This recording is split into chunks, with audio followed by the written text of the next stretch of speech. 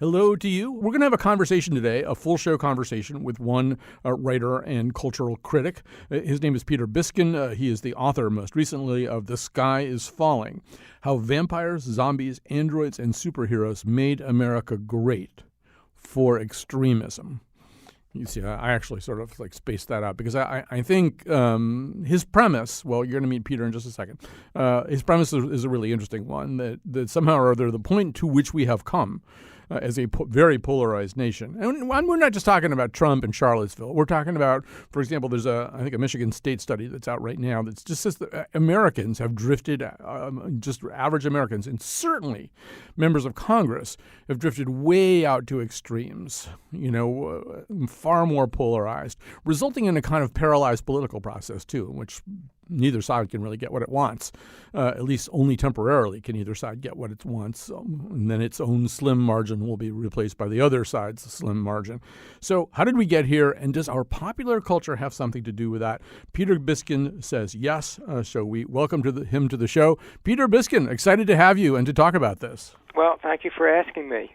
So I sense that you are nostalgic for, at minimum, two things.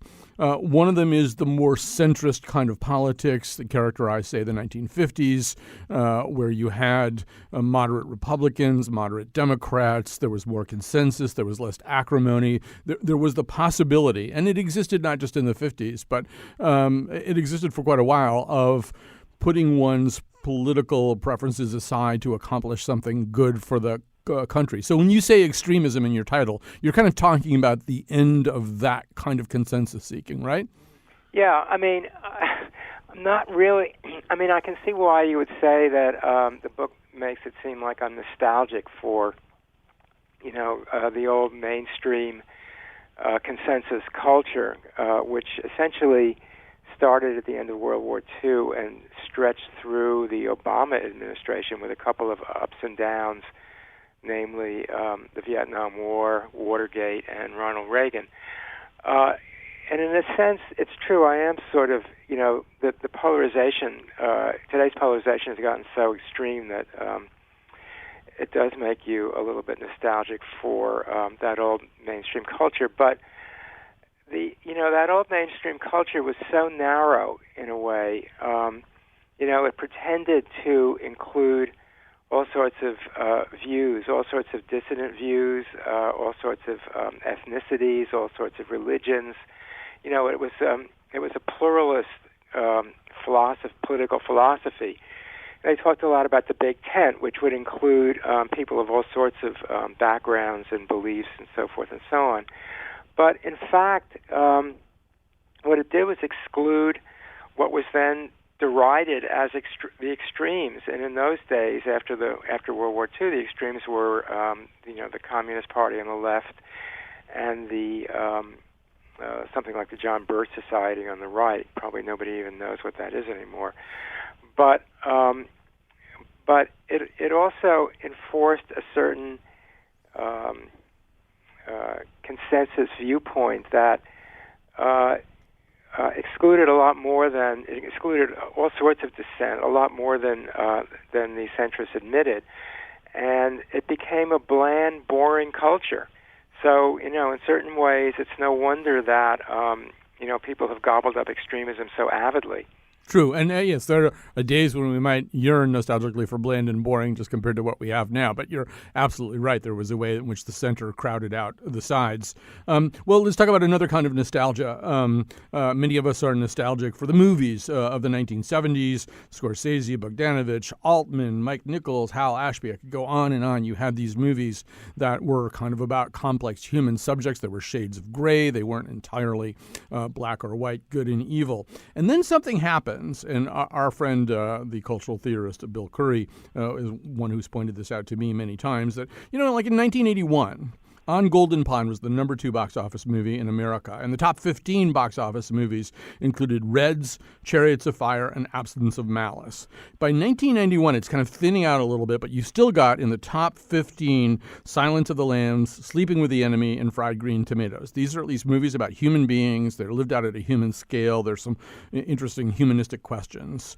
By 2001, the top 15 movies are getting very, very juvenile and very oriented towards science fiction, fantasy, and action. A Beautiful Mind at number 11 is really the only movie in the top 15. So the only movie that large numbers of Americans are going to see that's grappling with any kind of adult questions. And by 2011, well, it's really getting pretty shocking. Everything is either an animated feature, a sci-fi feature, a fantasy feature. The Help at number 13, which I think is kind of a teenager's idea of what a grown-up movie might be like, is the closest thing to that. But like the top 35 movies for box office are swarming with science fiction, fantasy, animation, action, which isn't necessarily better. But Peter Biskin, one of the questions that you raise implicitly is it possible with that kind of glut of this particular kind of entertainment for movies to still contain ideas? I'm assuming you would say, yes, they can contain ideas. It's more a question of what kind of ideas. Yeah, I mean, well, it's an interesting question whether you can have a movie or a TV show or any art form, for that matter, completely free of ideas. I mean, even when, in the post-war period, when you started to have expressionism and non-representational art, and you had blank canvases, the critics who were, sort of trying to make sense of this stuff started talking about the material object itself, and that art was about, So, I mean, if you look at any movie, I mean, almost the most a movie that appears to be the most vapid, I think, contains ideas, and it's, as you ended up saying, it's a question of what kinds of ideas. Right. So there are ideas that we can, there's all these studies that indicate that if you read fiction, it actually builds empathy, and probably if you read fiction about people who are sort of recognizable and not cartoon characters, it might build slightly more empathy. But as your book makes clear, these movies, they are exploring ideas. It's just a question of, as we say, which ideas there are. So let's pick something. I mean, I would say that one thing that comes up again and again, particularly in superhero movies, is kind of the Martin versus Malcolm dynamic, right? You've got Professor Xavier, who's Martin.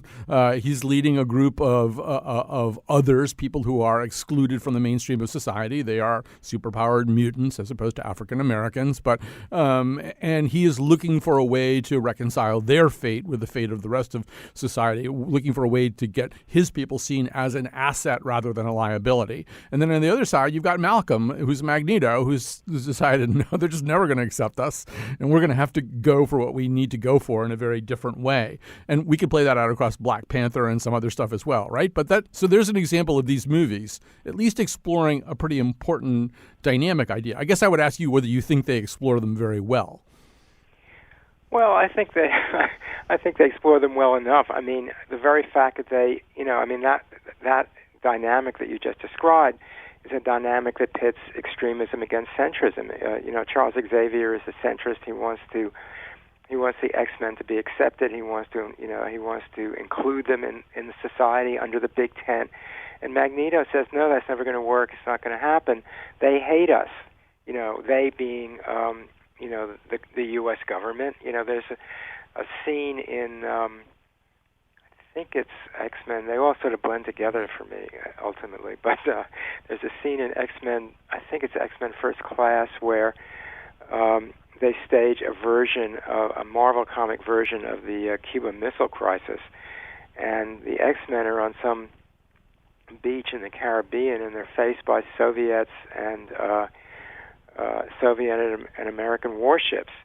And ultimately, the Soviets and the Americans, even though they're enemies, nevertheless, according to, I forget who says it, but one of the X-Men says, well, they're just humans and they hate us. So the question is whether humans will ever accept the X-Men, the mutants, because they're other, and that's what that movie's about. I mean, when you say how well does it explore it, I mean, it doesn't explore it in terms of character, really. But it explores it, I guess you'd have to say, through story and symbolism in a way, metaphor. Well, one thing I think we could at least say, particularly about the Marvel Universe, some of the Marvel Universe movies. So this would include X-Men, Black Panther, some other stuff. Those are the two I'm going to use right now. Just to go back to that particular dynamic, is they are more interested than, say, some of the very early comic books and comic book movies in how the Malcolm gets to be the Malcolm, right? So it isn't just, I don't think DC was typically very interested in how Lex Luthor got to be who he was. He's just was always Lex Luthor. Maybe there's some kind of origin story. The Batman villains tend to have had some kind of horrible accident that made them, disfigured and therefore very mad. But you have, in the case of Magneto, a pretty sophisticated narrative about that stretches back to World War II and the Holocaust, essentially. And in the case of Eric Killmonger in Black Panther, you've got a similar kind of backstory, right? This isn't just some villain who dropped out of the sky being villainous. Yeah, I think that's absolutely right. I mean, they're rooted in essentially in American reality, even though they're fantasies, And it's interesting and fascinating that the Marvel comics and the movies as well harken back to World War II as much as they did. I mean, I think there are Auschwitz scenes in two of the X-Men movies, and this ongoing secret organization of Nazis called Hydra goes through several different versions of Marvel movies. It's in the X-Men series, it's in the Avengers, it's in Captain America, and of course Marvel's origins are right in the pre-World War II years. I mean, there's a famous cover of a Marvel comic, I think came out in 1930, about a year before Pearl Harbor, when Captain America slugs Hitler in the jaw. And that was when America's official policy was neutrality. And it was so controversial that the people who created that cover had to get police protection against the German-American Bund, which was threatening them. Right, and there's sort of so far we're making a great case for this particular kind of popular culture being kind of a good thing. So we have to get to the part where it drives extremism. But let's just stay with this for a while too, because I think there's an interesting dichotomy between the Marvel universe, and for those of you who are tourists here, so we're talking X-Men, Avengers, Thor, Spider-Man, Fantastic Four, Black Panther, all that kind of stuff, and the DC universe, which is Superman, Batman, Aquaman, The Flash, Wonder Woman. The DC universe, I think, even sounds a little bit different from the Marvel universe. Like, here's what a villain sounds like in the DC universe. We take Gotham from the corrupt, the rich, the oppressors of generations who have kept you down with myths of opportunity, and we give it back to you, the people. Gotham is yours. None shall interfere. Do as you please. But start by storming Blackgate and freeing the oppressed. It's hard to believe that that's Tom Hardy. But anyway, Peter, I there's sort of a sense that the DC universe, there's a slightly more conservative take, sometimes an extremely more conservative take. We should probably start with Batman, certainly by the time that Frank Miller, the transforming auteur, gets a hold of Batman. He's going to be pushed in, a real kind of Clint Eastwoody kind of direction, correct? Correct. Yeah, I mean, if you want to use those Dark Knight films as the definition of the DC universe, I think that's true. That they're much to the right of the Marvel films, and the Marvel films are, I would say, are basically left-wing films, where the X-Men and the Avengers are the aliens, the others, and we're on their side, not on the side of government. I mean, there are lots of situations in the Marvel films where the Marvel heroes are dragged in front of Senate committees and government committees one way or another, and interrogated and threatened. And the movies are on the side of the Avengers and not on the side of the government, which is often attacked as being corrupt.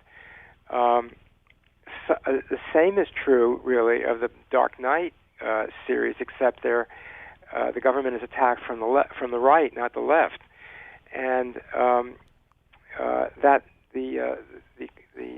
sequence that you reproduced just now is a very good example of the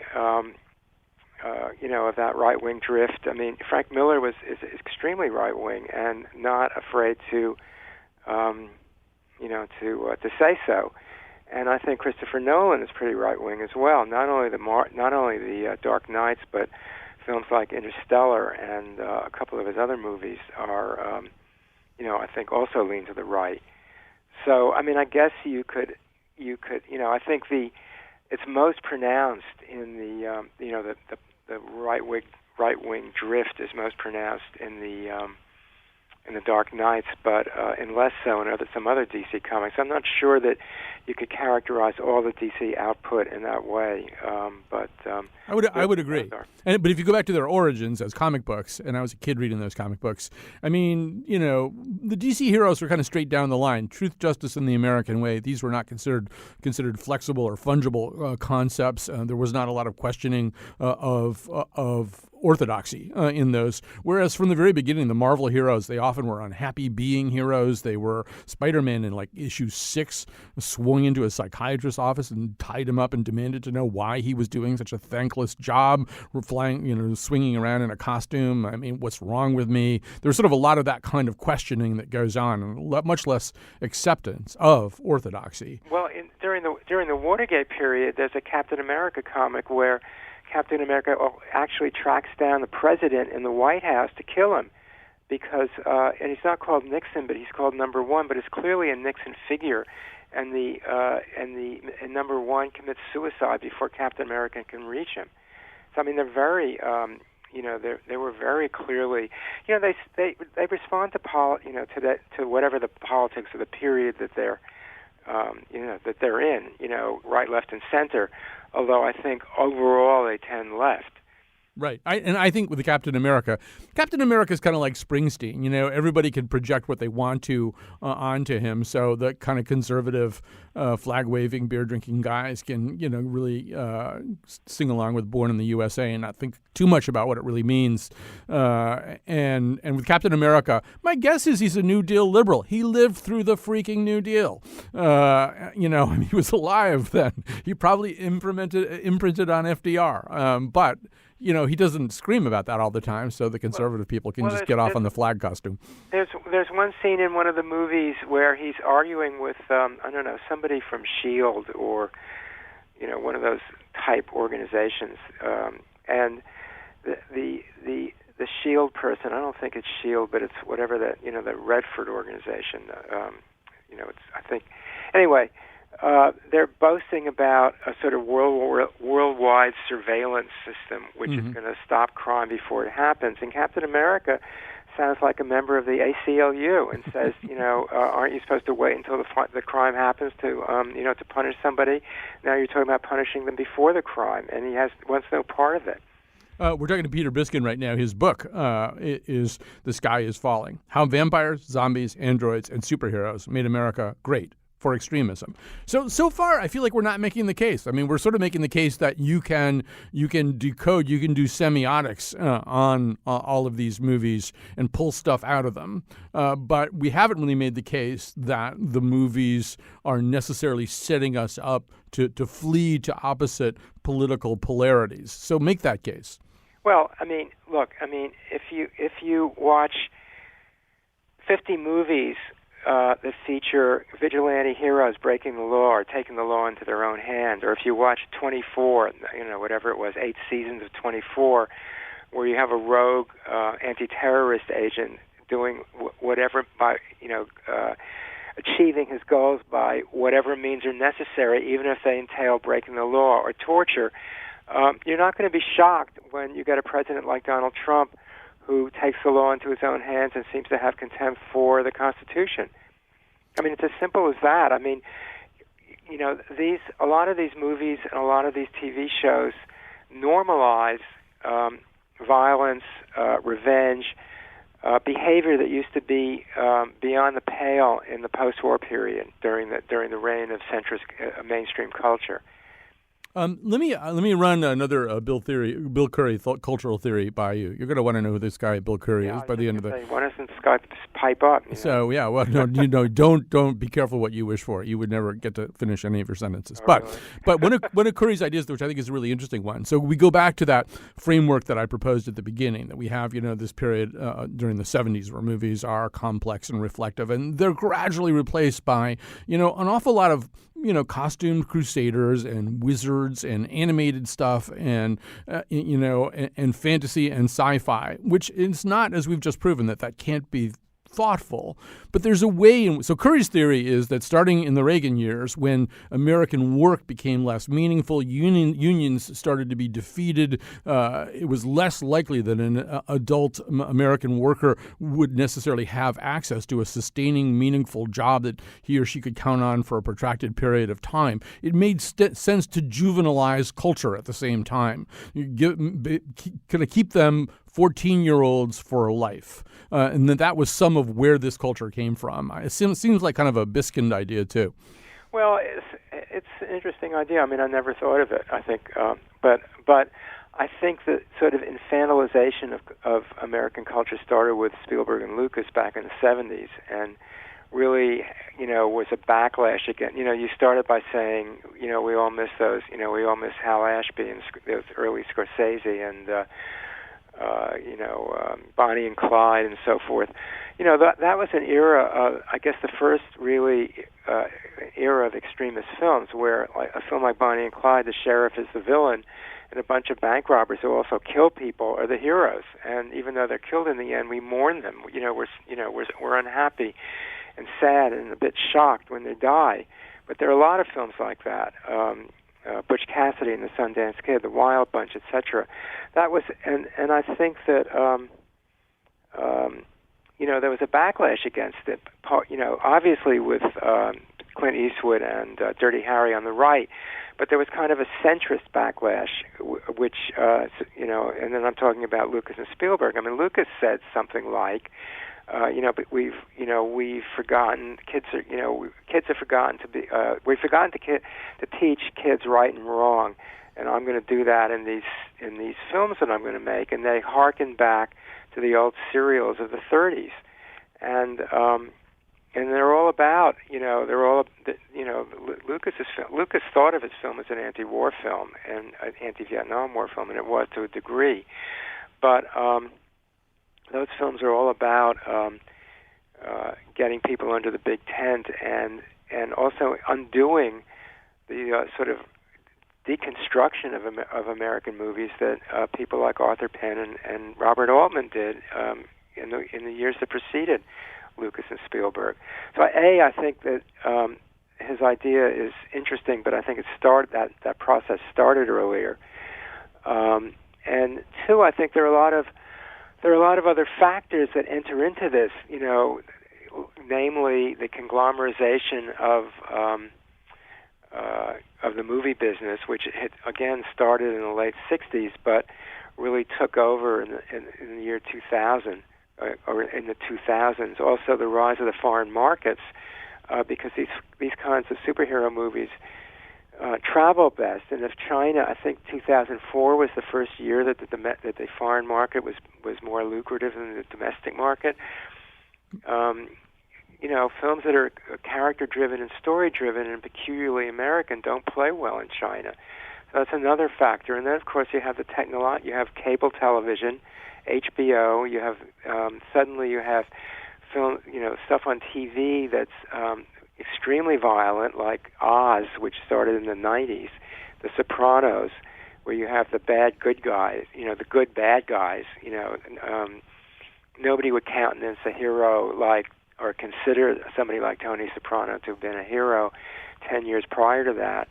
And then you had all the gadgets coming out, the phones and the iPads, and then the streaming services, all disrupted the sort of consensus programming that you had on the networks and so forth and so on. So I think all in all, it's a multi-factored, there are many different causes for it. Right. So we're going to take a quick break. I think that's going to lead us nicely in the direction of television. So we're going to take a break. We're going to come back. We're going to talk about where some of that consensus seeking and centrism does pop up.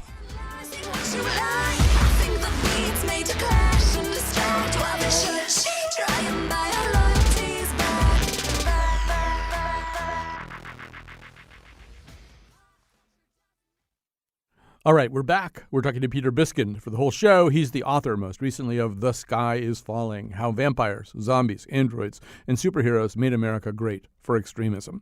So we were talking a little bit about how a lot of these movies, I mean, they do play out heroes and villains pretty much in black and white. There are often subtleties and shifting alliances between Thor and Loki or whatever. But by and large, there isn't a lot of consensus seeking. That's not exciting. It doesn't make for a good 2.5-hour movie. But where some of that, I would argue, Peter, seems to have gone is to television, where you can have these multi-season, multi-episode, long arc stories in which occasionally, ultimately where they wind up, maybe after a lot of thrashing around and fighting, is trying to figure out some kind of better model. And certainly last season on Game of Thrones, you all know we were going to get there at some point, on Game of Thrones, we heard this.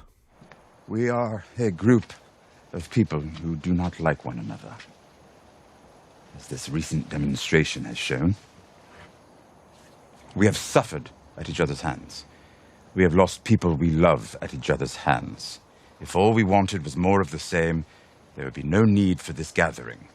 We are entirely capable of waging war against each other without meeting face to face. So instead we should settle our differences and live together in harmony for the rest of our days. We all know that will never happen. Then why are we here? This isn't about living in harmony. It's just about living. So those are the voices of Tyrion Lannister, Cersei Lannister, and, of course, Jon Snow right at the end. So, Peter, we have this situation here where and what they're talking about is a fairly violent and ghoulish version of climate change. But what you have is a group of superpowers essentially getting together saying, is there some way we can put our differences aside and face up to this? Yeah, absolutely. I mean, it started, Game of Thrones started as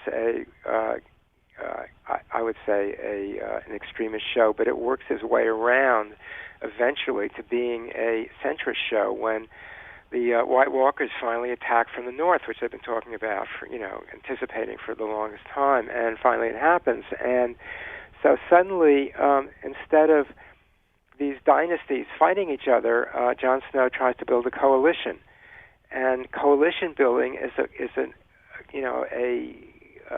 almost a definition of a centrist practice. He's trying to persuade in that scene that you just played. He's trying to persuade Cersei to join the coalition. Of course, she won't, and so she's the extremist, and Jon Snow is the centrist. And not only does he try to build a coalition, but and part of that is that he bows the knee to Daenerys. When in fact they're two equals, and he accepts the fact that if he has to make sacrifices to fight this common enemy, because none of these families can defeat this enemy alone.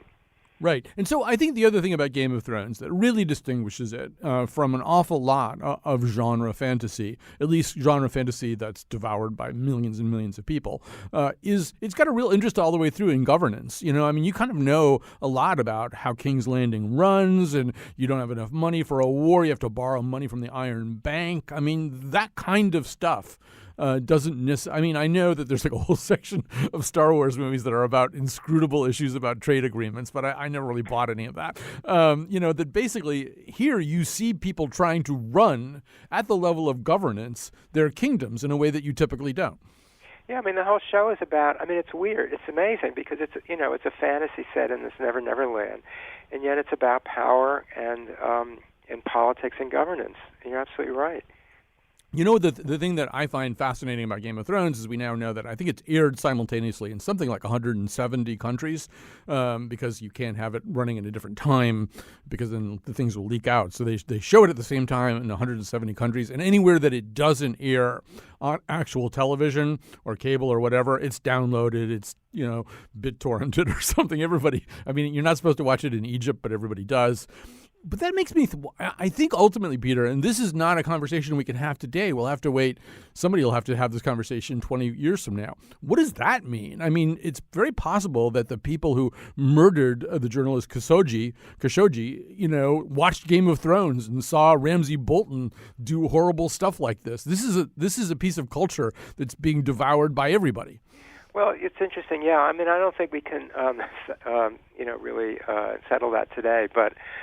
I know that from talking to a couple of writers in Hollywood, that the streaming services, especially something like Netflix or Hulu, are reaching for a global audience. They're not interested in shows necessarily that focus on, that will appeal just to American audience. The same thing is happening to them is happening to the movies.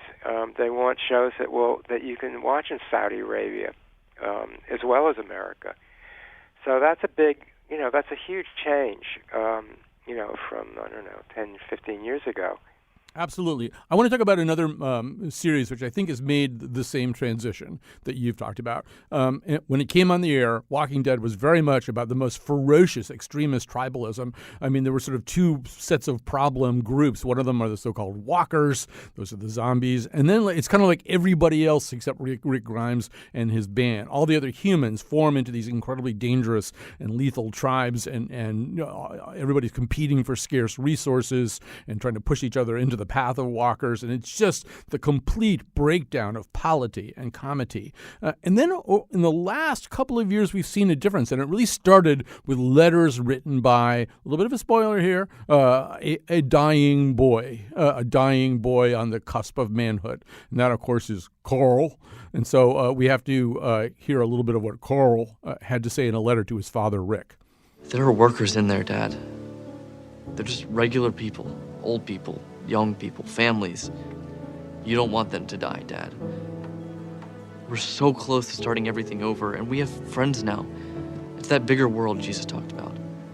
The kingdom, the hilltop, there's got to be more places. More people out there, a chance for everything to change and keep changing. Everyone giving everyone the opportunity to have a life, a real life. So if they won't end it, you have to. You have to give them a way out. You have to find peace with Negan. Find a way forward somehow. We don't have to forget what happened, but you can make it so that it won't happen again.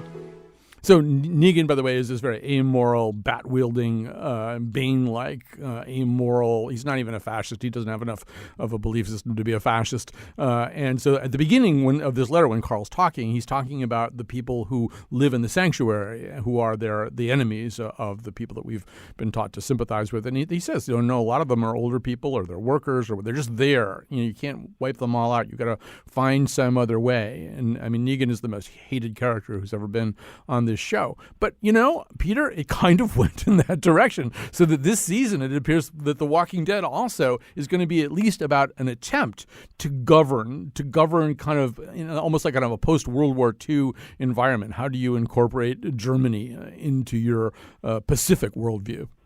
Well, one of the major themes in centrist shows is if you're fighting evil, how do you succeed without becoming the person or the people that you're fighting? If you're fighting the Nazis, how do you win without behaving like Nazis? And in the very beginning, in the early seasons of the Walking Dead, Rick is the leader of this little band of survivors, and he's the hero throughout, more or less.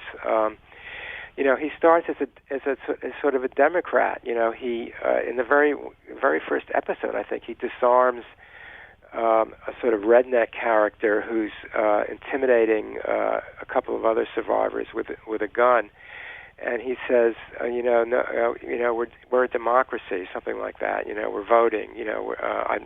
And he leads by consulting with his followers for a while. But as things get worse and worse, and more and tougher and tougher, he becomes more authoritarian. At the end of the first episode, second episode of the first season, a democracy goes by the board, and he says essentially, you follow me, or I'm leaving you to your own devices. And he runs it as an autocracy for a while. He runs the group, And still in the first season, he eventually renounces that, and makes a speech saying, from now on, I'm going to revert to consulting everyone. I'm not a bad guy. I'm not going to be a Negan. He doesn't say that in the first episode because Negan hasn't appeared yet. But in other words, he tries on extremist. They try on the extremist behavior, the extremist model for size in a sense, and then reject it, so that he rejects the model that you have to fight fire with fire, and he refuses to become as bad and evil as the enemies that he is surrounded with. So, and that happens, more. I mean, that speech that you quoted of Carl. One of the things that happens if you go on for 8 seasons is you play the same themes over and over again, and play out the same things over and over again with slightly different, in slightly different circumstances. So that's that whole dynamic. Getting, behaving worse, your behavior deteriorates.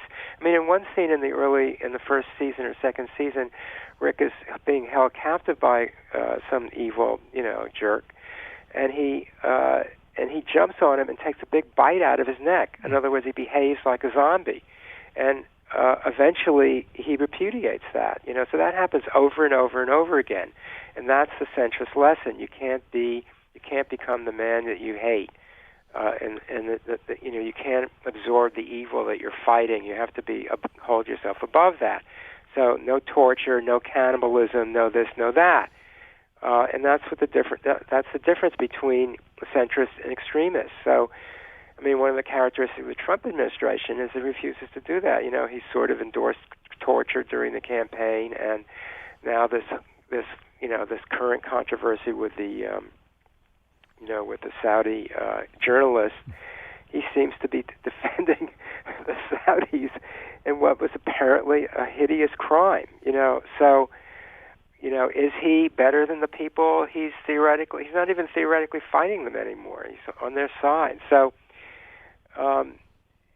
I don't know where I'm going with it. So I'm going to. Well, that's good. That's good. I'm glad you're mildly confused because I want to take a break right now anyway and come back. We want to leave some time for the final bit of our conversation. We're talking to Peter Biskin, the author most recently of The Sky is Falling, How Vampires, Zombies, Androids, and Superheroes Made America Great for Extremism. In a world where corporations own the game, so they know what you want, so they make it that way. Do you know what you want? Well, it's hard to say, cause they aim to create what you thought you craved, but what you think you crave, what they thought you craved before you thought that you would never think that way. In this game, if you blink, you miss the change.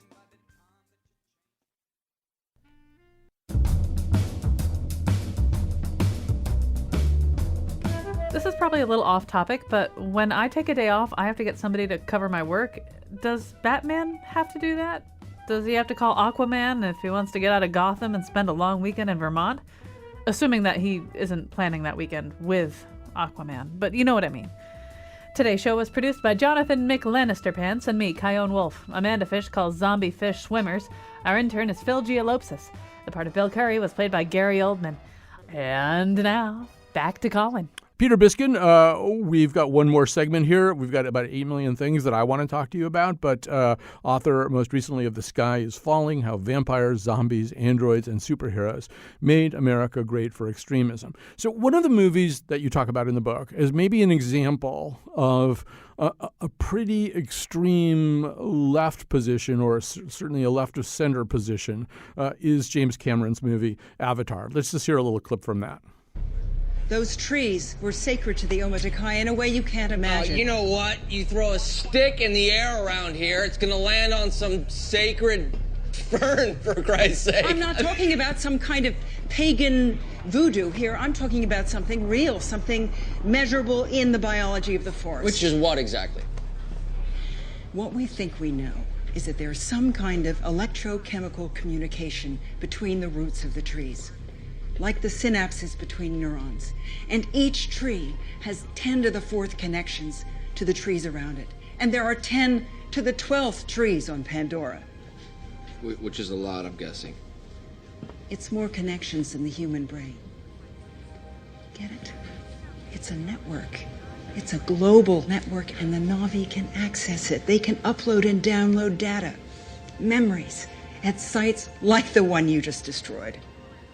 Yes. What the hell have you people been smoking out there? All right. I should just say I really hate this movie, but that's neither here nor there. And not because of its politics. Its politics are fine. But Peter, just tell us a little bit about sort of how you see this movie positioned in the continuum we've been talking about. Well, from my point of view, it's a far-left movie for a variety of reasons. Number one, the villain is the company.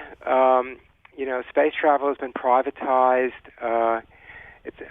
The company is exploiting a distant planet, a moon actually, for its natural resources and bringing them back to Earth for a profit, which was a theme in the Alien franchise that Cameron directed one movie in. The Marines, U.S. Marines, former U.S. Marines have become mercenaries and are only in it for the money. And the aliens are not only not hostile in attacking the Americans or the space travelers, but they're victims, and they're being exploited by the company. It's a model of essentially interplanetary colonialism, and eventually they fight back. Led by an American, who's gone to the other side. And science, oddly, I was listening to that clip that you played. Science is demonized. I mean, the film sort of anticipates the demonization of science that we now find in the Trump administration. So, for all those reasons, I mean, and this is at a point where American troops are still fighting in Afghanistan and Iraq. So the film, to my mind, crawls very, very far out on a very thin limb politically, and is much more has much more radical politics than all those films where like that Kevin Costner film, something about wolves. Dances with Wolves, yes. Yeah, where that a white male falls for a Native American princess. Most of those films, the white males go back to their own cultures, but here, not only does the hero defect from the company and the other Marines, but he actually becomes one of the aliens. So the whole relationship between us and them is turned upside down. Right. That's a very eloquent. By the way, you and Bill Curry, again, you both like that movie. You both make very eloquent defenses of it. I would just say, for my purposes, I think some of Cameron's earlier movies are essentially about the same stuff. As you said, the second movie in the Aliens series, Aliens, Terminator 2, and maybe to a lesser extent, The Abyss. This is all about Vietnam and the military-industrial complex and what happens when big defense corporations collaborate with the military, use the military to further their aims. In the case of Aliens, the soldiers really don't know what they're getting into. Sounds a lot like Vietnam. And he's explored these questions a lot. And I just found Avatar to be a little bit heavy-handed and preachy and kind of Ferngully. You can. I mean, I think some of that's true. And I always try to point out that these, looking at movies this way is not to pass value judgments on them, because they're good right-wing movies, believe me. I mean, I was a big fan of 24, which is very well executed and very well written and very well acted. And there are a lot of other TV shows and movies like that fall into the same category. No, I would agree. Just because the one thing is politically one way or the other doesn't necessarily map perfectly onto quality. We kind of don't have time for this conversation, but I just want to mention it really quickly. I do think that one thing, reading your work, it made me think about one thing that some of these movies do really well is kind of look at the so-called other, but particularly the other in the world of neurodiversity and physical diversity. There are a lot of people, whether it's Professor Xavier, the new Flash in the new DC universe is on the Asperger spectrum somewhere. So is the Benedict Cumberbatch Sherlock Holmes. Carrie Matheson on Homeland is bipolar. The X-Men are just one big statement about physical diversity and valuing people who are built differently from the so-called typical human being. I think in a way these movies have done and let's say the most interesting, reasonable, level-headed, consensus-seeking character on Game of Thrones is Tyrion, who is by his own term a dwarf. So react to that a little bit. Well, I think that's true. I've always thought making Carrie Matheson bipolar in Homeland was a little bit sexist because she doesn't act that differently from the way Jack Bauer acts on 24, except that she's a woman and therefore she's crazy, except that, in distinction to Jack Bauer, who's a male and just sort of a dedicated, anything goes, right-wing hero. So, but you're right in a way. I think that, people like, Tyrion, who's a dwarf, and he's also an alcoholic and a sybarite, and yet he's one of the most sympathetic characters on the show. So I think you're absolutely right. It never actually occurred to me in that way. Well, all right. We have to have a protracted conversation or argument about Carrie Matheson someday because I think you've got her a little bit wrong. But not right now because we're done. But Peter Biskin, what a fascinating conversation. I've really enjoyed this. The book is The Sky is Falling, How Vampires, Zombies, Androids, and Superheroes Made America Great for Extremism. Thanks very much for listening. We'll be back tomorrow.